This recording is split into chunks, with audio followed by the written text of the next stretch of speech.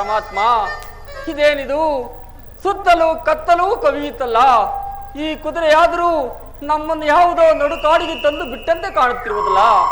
ಈ ಕಾಡಿನಲ್ಲಾದರೂ ಹುಲಿ, ಸಿಂಹ, ಶಾರ್ದೂಲಗರ ಗರ್ಜನೆಯೂ ಕೇಳಿ ಬರುತ್ತಿರುವುದಲ್ಲ. ಪ್ರಾಣೇಶ್ವರಿ, ಚಂದ್ರ ಚಂದ್ರ, ನನ್ನ ಮಾತನ್ನು ಕೇಳಿ ನೀನು ನಿನ್ನ ತಂದೆಯ ಪಟ್ಟಣಕ್ಕೆ ಹೋಗದೆ ನನ್ನ ಜೊತೆಯಲ್ಲಿ ಬಂದು ವ್ಯಥಪಡುವಂತಾಯ್ತಲ್ಲ ಪ್ರಾಣೇಶ್ವರಿ. ಚಂದ್ರ, ಇಲ್ಲಿಯಾದರೂ ಹಾಸಲು ಹಾಸಿಗೆ ಇಲ್ಲ, ವಧಿಸೋಣವೆಂದರೆ ವಸ್ತ್ರವಿಲ್ಲ. ನವಮಾಸ ತುಂಬಿದ ಗರ್ಭಿಣಿಯಾದ ನಿನ್ನನ್ನು ಈ ಕಾಡಿನಲ್ಲಿ ನಾನು ಎಲ್ಲಿಗೆ ಕರೆದುಕೊಂಡು ಹೋಗಿ ಜೀವನವನ್ನು ನಡೆಸಲಿ ಪ್ರಾಣೇಶ್ವರಿ, ಜೀವನವನ್ನು ನಡೆಸಲಿ. ಚಂದ್ರ, ಆ ದೇವಿ ನಿನ್ನ ತಲೆಯನ್ನು ನನ್ನ ತೊಡೆಯ ಮೇಲಿಟ್ಟು ಮಲಗಿಕೊಳ್ಳುವಳಾಗು. ಈ ದಿನ ಇಲ್ಲೇ ವಿಶ್ರಾಂತಿಯನ್ನು ಪಡೆದು ಬೆಳಗಾದ ನಂತರ ಮುಂದೆ ಎಲ್ಲಿಯಾದರೂ ಪ್ರಯಾಣ ಮಾಡೋಣ ಪ್ರಾಣೇಶ್ವರಿ.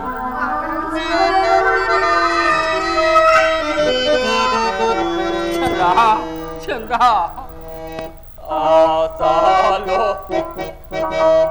ಆಸಾಲೋ ಆಸಾಲೋ ಹಾದಿಗೆ ಇಲ್ಲ ನನ್ನ ಚಂದ್ರ, ಒಲಿಸಾಲೋ ವರ್ಗವಿಲ್ಲ ನನ್ನ ಚಂದ್ರ. ಜೋ ಜೋ ಜೋ ಚಂದ್ರ, ಜೋ ಜೋ ಜೋ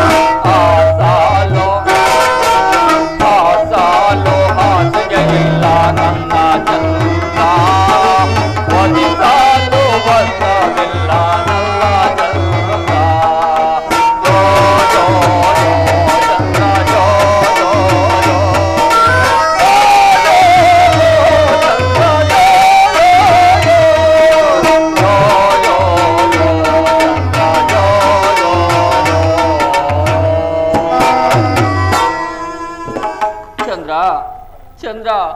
ಅಯ್ಯೋ ಪರಮಾತ್ಮ, ಹಂಸ ತೋಳಿತ ಮಂಚದ ಮೇಲೆ ಮಲಗಿಸಿ ನಿದ್ರಿಸಬೇಕಾಗಿದ್ದ ನನ್ನ ಚಂದ್ರಹಾಸೆಯು ಈ ದಿನ ಈ ಕಲ್ಲು ಮುಳ್ಳುಗಳ ಮೇಲೆ ಮಲಗುವಂತೆ ಮಾಡಿದೆಯಾ ಶನಿರಾಜ? ಪರಮಾತ್ಮ, ಅಂದು ನಾನು ಕೂಡಿದ ಸಭೆಯಲ್ಲಿ ಒಂದು ಮಾತು ಜರಿದ ಅಪರಾಧಕ್ಕಾಗಿ ಈ ದಿನ ನಮ್ಮನ್ನು ಈ ನಡುಕಾಡಿಗೆ ತಂದು ಬಿಟ್ಟೆಯಾ ಪರಮಾತ್ಮ. ಶನಿರಾಜ, ಆಗಲಿ, ನಿನ್ನ ಎಲ್ಲವೂ ನಿನ್ನ ಲೀಲೆ ಇದ್ದಂತೆ ಆಗಲಿ. ಇನ್ನೇನು ಬೆಳಗಾಗುವ ಸಮಯವಾಗುತ್ತಿರುವುದು. ನಾನು ಸ್ವಲ್ಪ ಹೊತ್ತು ಇಲ್ಲಿಯೇ ವಿಶ್ರಮಿಸಿಕೊಂಡು ಬೆಳಗಾದ ನಂತರ ಮುಂದೆ ಎಲ್ಲಿಯಾದರೂ ಪ್ರಯಾಣ ಮಾಡಬೇಕು.